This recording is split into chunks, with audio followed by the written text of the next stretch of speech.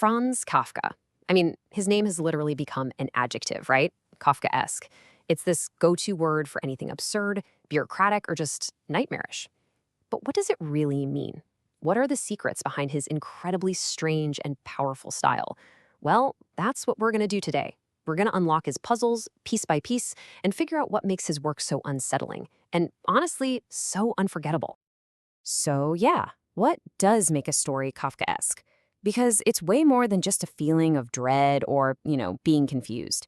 To be truly Kafkaesque, a story has this very specific, very deliberate kind of design. Think of it like a puzzle. And today, we're going to start laying out the pieces. Okay, and here it is, our first piece of evidence. This is, and I'm not exaggerating, maybe the most famous opening line in all of modern literature. Just listen to how it works. The scene is totally normal, right? A guy waking up in his bed. But the event? It's completely bizarre. He's a giant bug. It's that sudden jarring crash between the totally ordinary and the absolutely impossible that serves as our front door into Kafka's world. All right, so where do we even begin with an investigation like this? Well, our first clue isn't actually in the pages of his books. Nope, it's in the life of the man himself. Because to really get the work, you've got to understand the guy behind the desk. Who was Franz Kafka really? And how in the world did his life end up shaping his fiction? The thing that's just wild is this massive split in Kafka's life. I mean, by day, he was a super capable, super valued employee at an insurance company. Get this, he was so essential to the firm, they actually got him exempted from military service. He was professional, successful, the whole deal. But then, when the sun went down, a totally different life started. He was living with his parents until he was 30, and the only time he could write, the only time it was quiet enough, was after everyone else in the apartment was fast asleep. This split personality, the buttoned-up professional versus the lonely late-night artist, that tension is at the absolute core of everything he wrote.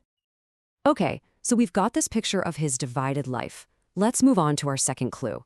Now we're going to dig into the actual mechanics of his writing, what I'm calling the grammar of his nightmares. People often describe Kafka's style as limpid, yet puzzling. Limpid just means clear, totally transparent. And that's the trick. He's not using fancy, confusing language, not at all. He uses this super clean, precise, almost lawyer-like writing to describe situations that are completely baffling and make zero sense. It's all on purpose.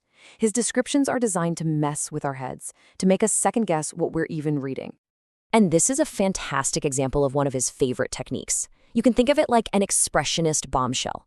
He sets up a totally realistic, kind of boring scene. A tired traveling salesman, a family worried about money, and then, boom, he drops an absolutely impossible event right in the middle of it. The guy doesn't feel like a bug, he literally is a bug. And it's that contrast, the bizarre thing happening and the weirdly normal reaction to it, that creates that classic, unsettling Kafkaesque feeling. And this leads us to what might be the single most distinctive part of his entire style, a technique called literalization.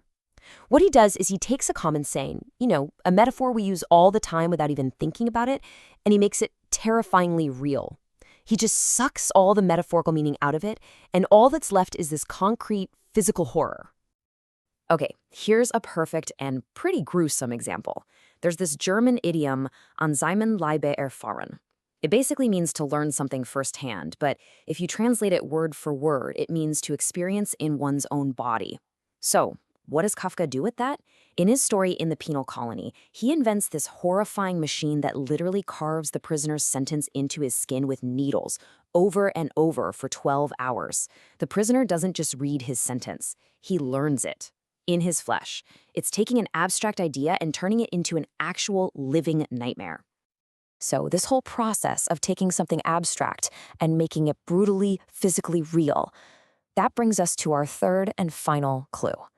And this one is the emotional engine that drives so much of his work, the father-son battlefield. For Kafka, family wasn't some safe haven. Nope. It was the original war zone, the first place you experience conflict and judgment. Yeah, in Kafka's universe, family life is a total battleground. And the father figure, he holds what Kafka called a monopoly on violence and power. But listen, it's not just about physical strength. Kafka saw parental love itself as something that could be smothering, inescapable, like a fly stuck on flypaper. The father becomes this ultimate, all-powerful authority figure that you can't understand and you definitely can't escape. And you better believe this theme had some deep personal roots. Kafka actually wrote this super long letter to his own dad. He never sent it. And in it, he just lays out this feeling of being completely crushed by his father's presence, both physically and psychologically. To him, his dad wasn't just another person. He was the measure of all things, an impossible standard that always made Kafka feel small and weak.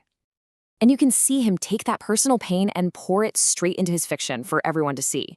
In his story, The Judgment, the father character says this absolutely devastating, nonsensical thing to his son. The grammar is all messed up, really but more really, and it's just emotionally crushing. It perfectly captures that feeling of being judged by some absolute, unforgiving power that follows a set of rules you will never, ever understand. Okay, so let's recap our clues.